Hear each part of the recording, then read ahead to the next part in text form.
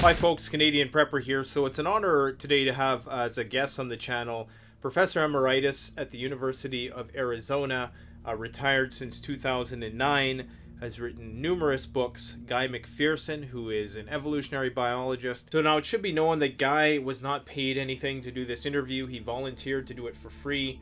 There was no stipulation, no strings attached, didn't even recommend that I tell you to go and buy his book, which I would encourage you to if you're interested in learning more about the topics and phenomena that he discusses today. You can go to the link in the description.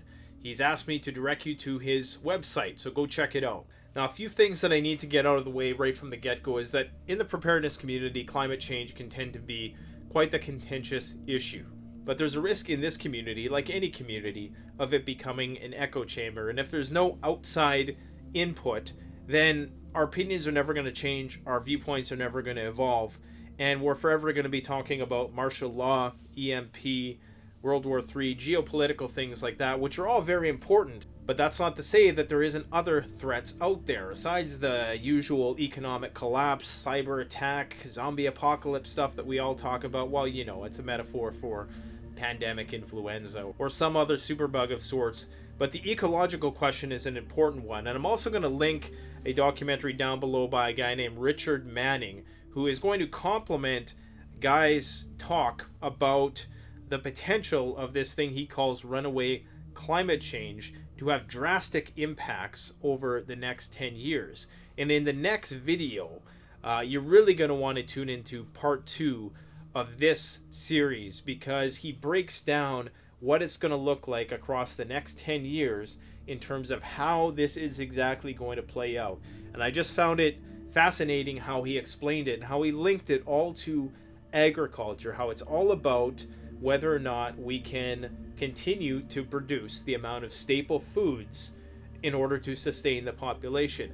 Once our ability to do that is somehow compromised, that's when you're going to start to see the cascading and expeditious collapse of civilization as we know it. And lastly, although I'm somewhat skeptical of some of Guy's specific predictions about the near future, I take it with a grain of salt, because I think the alarmism is justified, even if his predictions of global warming don't come to pass. There are more than enough ecological threats aside that looming over our heads that are worth preparing for in the future. So even if you disagree with what he's saying, this should not overshadow the fact that we are haphazardly partaking in monocultural practices, genetically modified practices, deforestation, the contamination of waterways, pollution, the reduction of biodiversity, the biomagnetification of toxins in the foods that we eat, and our increasing reliance on technology to maintain this facade of civilization. So don't throw the baby out with the bathwater. If you disagree with what Guy has to say, don't dislike the video. Put a counter argument within the comment section. That's what it's there for. So without further ado, let's get to this interview, and don't forget to stick around for part 2, because it's by far and away one of the most thought-provoking interviews that I've done on this channel. Enjoy.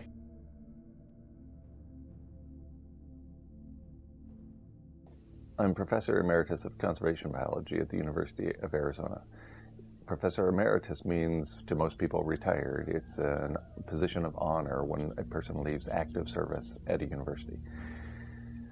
Conservation biology is underlain by 3 pillars.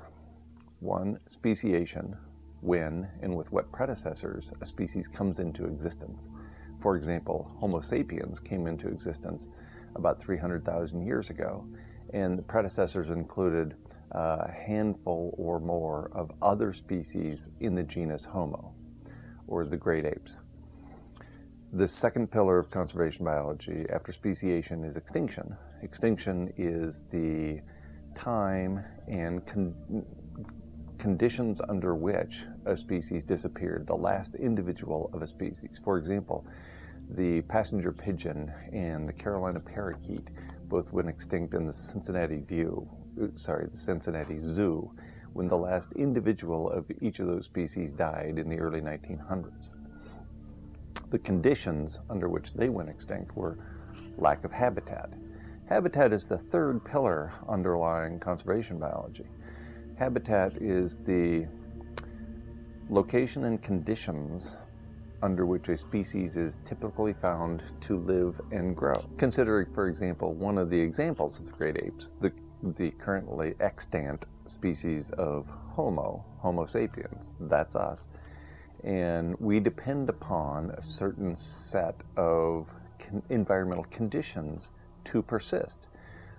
Those conditions include the ability to produce food, the ability to have access to clean water, the ability to have access to clean air to breathe, and typically the means by which we maintain our body temperature at approximately 98.6 degrees Fahrenheit.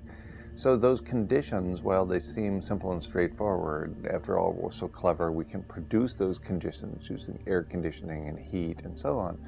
They actually are intricately related to the living planet upon which we depend for our very lives. Without the ability to grow food, without an enormous number of other species doing things like cleaning our water and pollinating our plants and ensuring a relatively healthy soil, we don't persist long. And so habitat for us, for Homo sapiens, is found here on Earth. It is not found in the International Space Station. We can live there for a time, but in so doing, we depend upon conditions found here on Earth, the food, for example, produced here on Earth. Same thing with living in nuclear submarines. Sure, humans can persist for a while in a nuclear submarine or a bunker, but the conditions or the specific characteristics of the site, if they don't include the ability to grow food, if they don't include the ability to filter the water supply more or less indefinitely, then humans do not persist there. So we can't really consider as habitat for Homo sapiens bunkers or the International Space Station or nuclear submarines and so on. We have to have the ability to produce those conditions necessary for life, including human life. I currently live on a homestead in western Belize. I began pursuing the homesteading life more than a decade ago and established a homestead in New Mexico, where I lived full-time for 7 years. I began that process thinking that it would extend my life. So that's why I began pursuing a life outside of the city, and creating that New Mexican homestead is so that I could extend my life and that of other people near me. And I became addicted to that way of life. I came to very much appreciate the homesteader's life, in which one takes pretty much full responsibility for themselves in growing their food, in ensuring the water supply, in creating a human community that one becomes part of, and so forth. So whereas I began the homesteading life out of a desire to extend my run on the planet, I now pursue the homesteading life because of other reasons that are rooted in emotions, I guess you might say.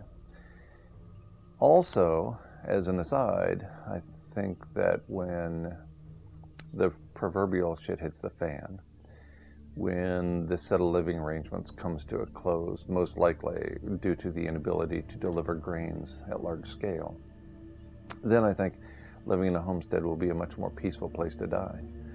Living in a city, I think, would be just horrible when people are freaking out,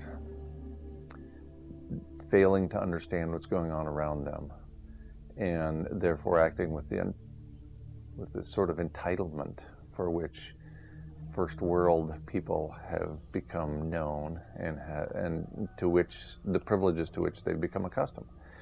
So I would much rather live on these 57 acres in western Belize than in a city of more than 1 million people, such as Tucson, Arizona, where I lived for many years, for example. So at this point, I pursue the homesteading life for different reasons than I did in the beginning. I think all of them are valid. I'm not sure all of them are equally valid anymore.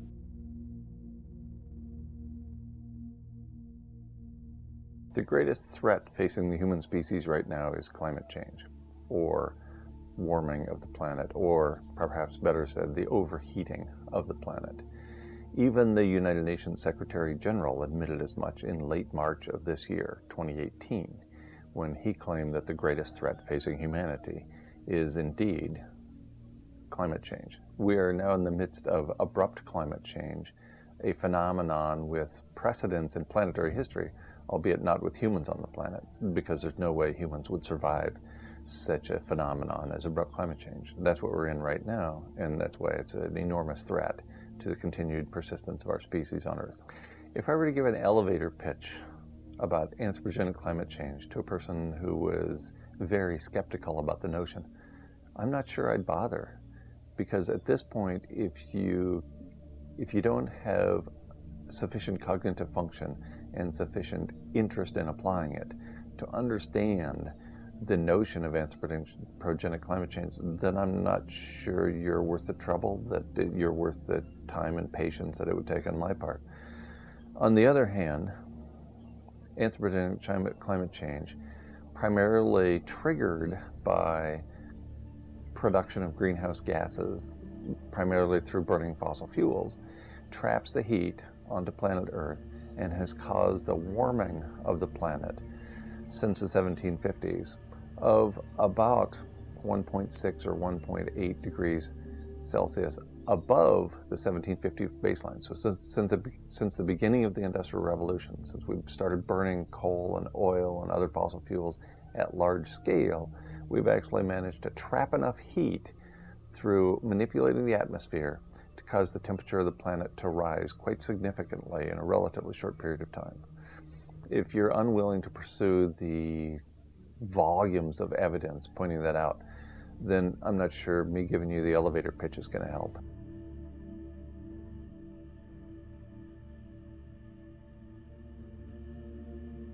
Anthropogenic climate change is one thing, and the evidence is overwhelming, which is why I try to not spend a lot of time convincing people who cannot be convinced of the notion of anthropogenic climate change.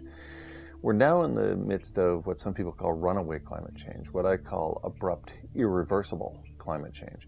The key features here are abrupt. It's happening so quickly with respect to life on Earth that our species and many others will not be able to, quote, keep up. We will not be able to adapt to the rapid rise in global average temperature. It's called irreversible because it's irreversible. It seems there's nothing we can do at this point to turn this thing around. It's not as if we can, for example, stop burning fossil fuels. Interestingly, civilization itself is a heat engine. No matter how we power civilization, solar panels, wind turbines, whatever, civilization itself is a heat engine.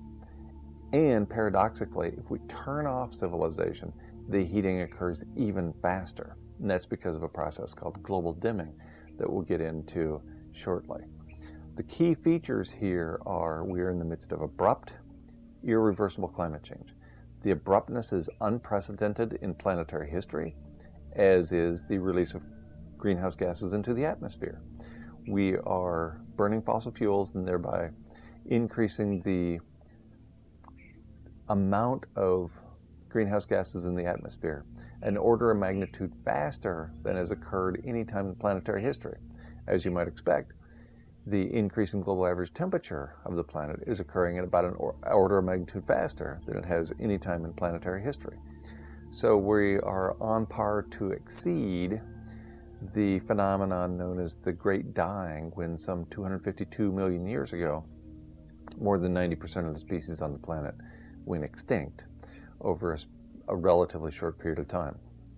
We are now spewing fossil fuels into the atmosphere at roughly an order of magnitude faster than occurred during the Great Dying, and as a consequence, the warming is occurring at an order of magnitude faster, and the species extinction rate is occurring at about an order of magnitude faster than occurred during the Great Dying.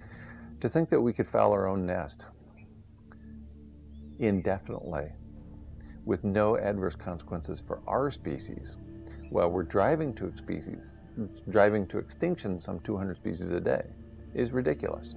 You cannot foul your own nest every day and not get some poop on your feathers. You cannot spoil your only home, thereby destroying habitat for 200 species a day and your own species, and expect to persist long. That's where we're at right now. It's underway, it's accelerating, and it was irreversible years, probably decades ago.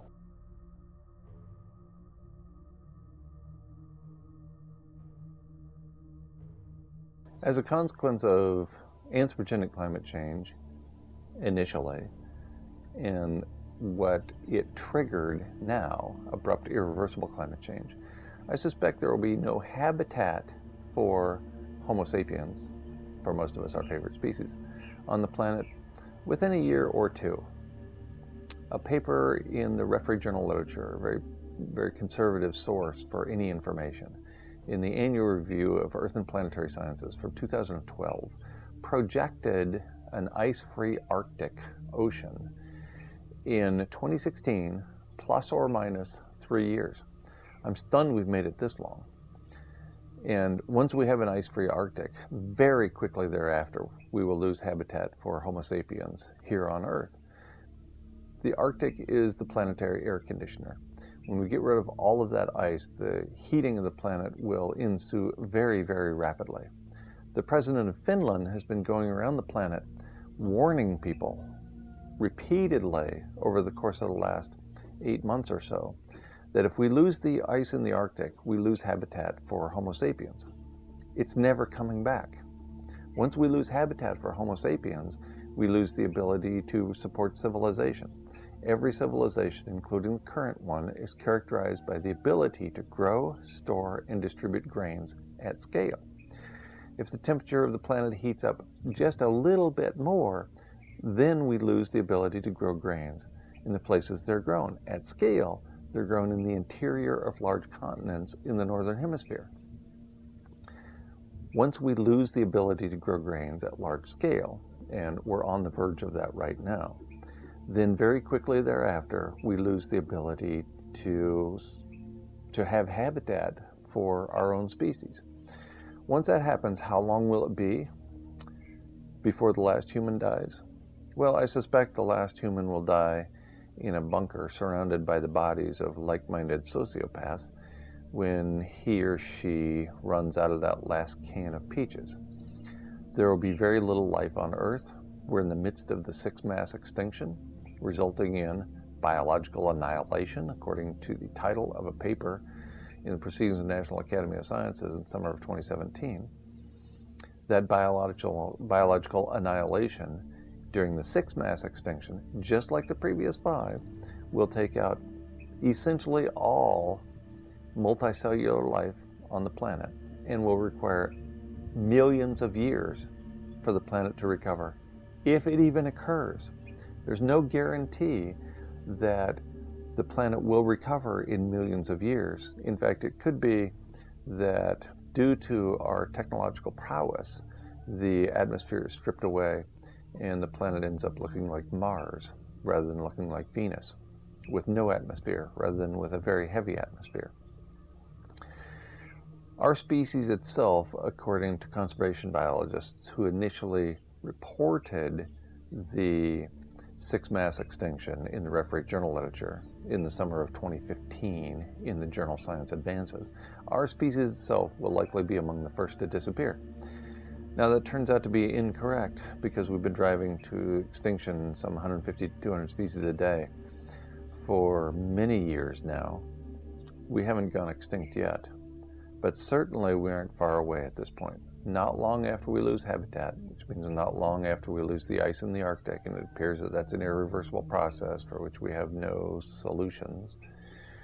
Then, shortly thereafter, the last individual of our species dies because of the lack of habitat. A few people will persist in bunkers. A few people will persist on homesteads and rapidly see their ability to grow food disappear. A few people will persist on mountaintops, stunned and amazed that they're no longer able to forage the plants they once found in abundance. But when does the last human being die? Not too long from now, not too long after the Arctic ice is gone. And that Arctic ice looks like it's going to disappear as early as July of 2018, as late as September of 2019, and within a few months after that, whenever that happens, habitat for our species will rapidly disappear, and a few individuals will persist a little while longer.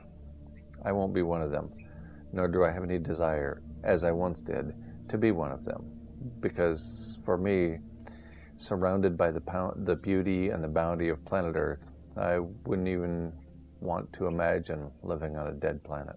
That's not for me. That's not for a conservation biologist who absolutely loves the living planet.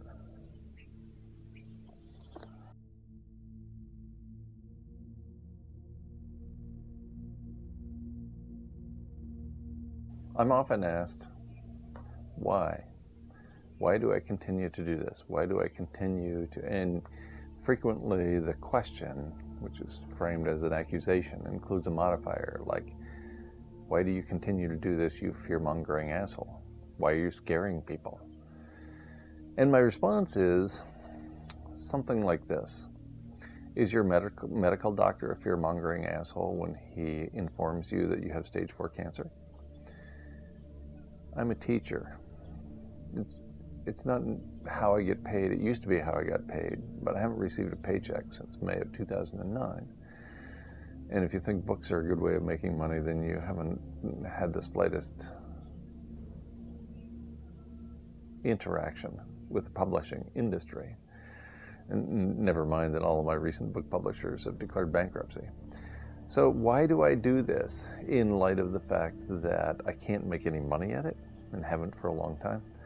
And it appears that the situation is indeed abrupt and irreversible. I'm just reminding people of the terminal diagnosis they were given at birth. I don't think that's a bad thing.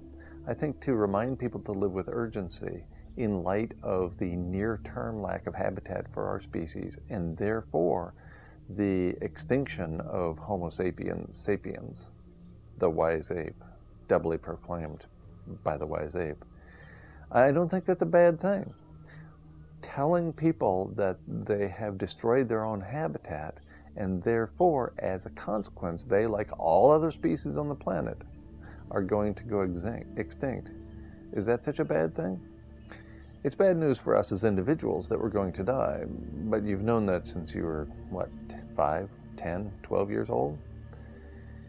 Yes, we generally interpret that as bad news.